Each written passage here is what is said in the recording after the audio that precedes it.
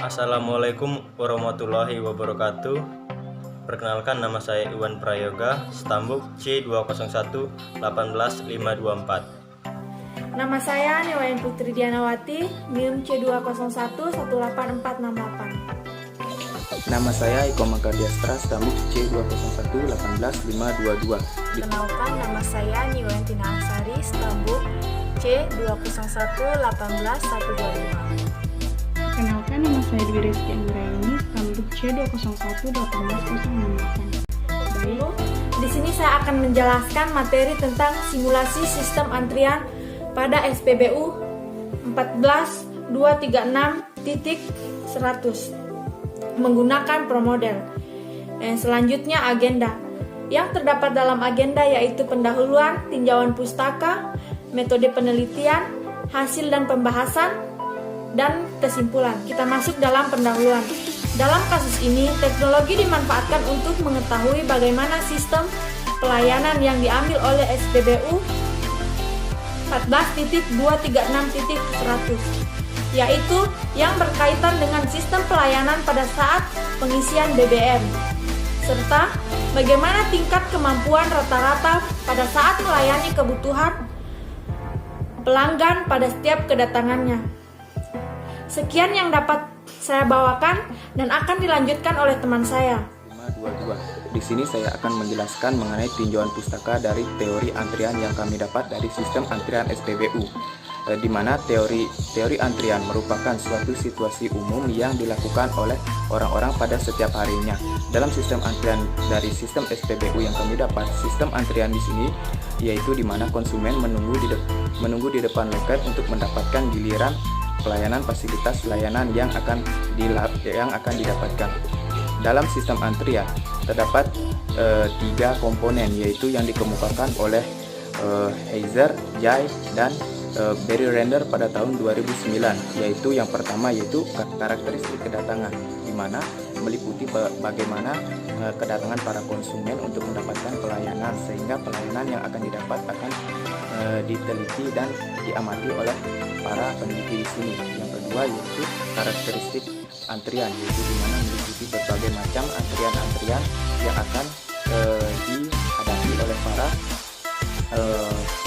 pelanggan untuk mendapatkan pelayanan yang maksimal. Yang ketiga yaitu karakteristik pelayanan, di mana pelayanan yang meliputi berbagai macam pelayanan yang akan didapat oleh para konsumen dalam melakukan sistem antrian dan kemudian mendapatkan pelayanan yang didapatkan. Kemudian yaitu tentang metode penelitian. Metode penelitian yang didapat dari sistem antrian ini merujuk pada yang pertama, yaitu tentang metode penelitian single channel single phase, di mana pada metode ini pelayanan yang dilakukan untuk mengatasi dalam situasi antrian yaitu dengan menggunakan satu jalur pelayanan.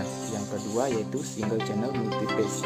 Pada metode ini ada 2 sistem pelayanan yang dilaksanakan secara berurutan. Setelah menerima pelayanan, karena masih ada pelayanan lain yang harus dilakukan agar sempurna, sehingga menggunakan dua jalur atau multi channel phase. Yang ketiga yaitu multi channel single phase. Merupakan metode ini terjadi ketika 2 atau lebih fasilitas dialiri oleh antrian tunggal. Metode ini memiliki lebih dari 1 jalur pelayanan atau fasilitas pelayanan, sedangkan sistem pelayanan ada 1 fase. Kemudian yaitu multi channel phase, merupakan metode pelayanan yaitu di mana setiap sistem mempunyai fasilitas pelayanan pada setiap tahapan, sehingga lebih dari 1 individu dapat dilayani pada 1 waktu tertentu. Dan metode-metode ini merupakan sistem antrian yang didapat dari sistem antrian SPBU yang kami. Baiklah, di sini saya akan menjelaskan sedikit mengenai hasil dan pembahasan dari artikel yang telah kami buat. Yang pertama yaitu bagaimana struktur dan sistem pelayanan. Nah, di mana pertama pelanggan memasuki area SPBU dan akan membentuk suatu antrian pada setiap fasilitas yang ada. Kemudian mereka menunggu untuk mendapatkan giliran pelayanan dan fasilitas yang telah dipilih sebelumnya. Pada tahap ini dikatakan tahap perhitungan sebagai bentuk menunggu di dalam suatu sistem pada transaksi yang selesai sampai pelanggan meninggalkan tempat sistem. Pertama yaitu tingkat kedatangan pelanggan dan tingkat pelayanan fasilitas. Tingkat kedatangan pelanggan merupakan banyaknya pelanggan yang datang untuk mendapatkan suatu bentuk pelayanan kepada fasilitas tertentu. Sedangkan tingkat pelayanan fasilitas merupakan lamanya waktu pelayanan yang disediakan oleh suatu fasilitas untuk melayani pelanggannya. Materi yang kedua yaitu analisis sistem antrian dengan model antrian jalur berganda. Dari hasil yang sudah diperoleh, diketahui tingkat kedatangan pelanggan per jamnya adalah 114 pelanggan, sedangkan tingkat pelayanan rata-ratanya adalah 140 pelanggan per jamnya. Di sini saya akan menjelaskan mengenai ProModel. Nah, apa itu ProModel? ProModel merupakan alat pembuatan simulasi untuk membentuk bagaimana model sistem manufaktur, sistem pelayanan, dan bisnis yang dibuat oleh ProModel.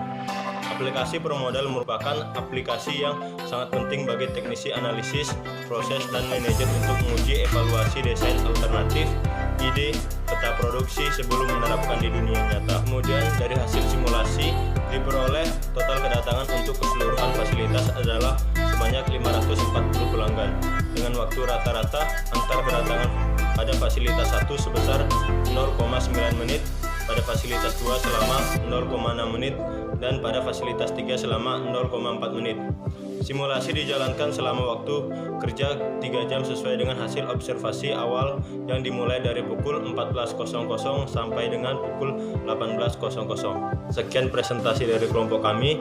Dari presentasi yang kami paparkan tadi, kami dapat menyimpulkan bahwa aplikasi ProModel merupakan sebuah aplikasi yang sangat penting dan mumpuni dalam memodelkan suatu sistem manufaktur, sistem pelayanan, dan bisnis.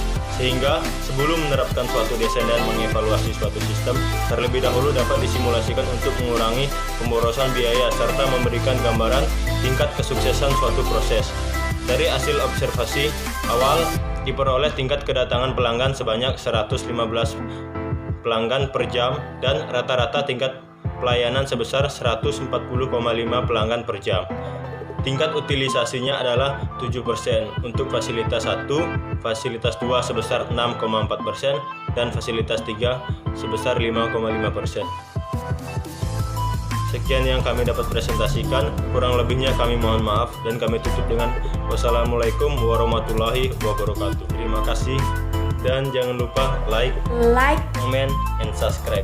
Komen dan subscribe ya teman-teman, agar kami lebih semangat lagi membuat video-video tentang pelajaran. Terima kasih.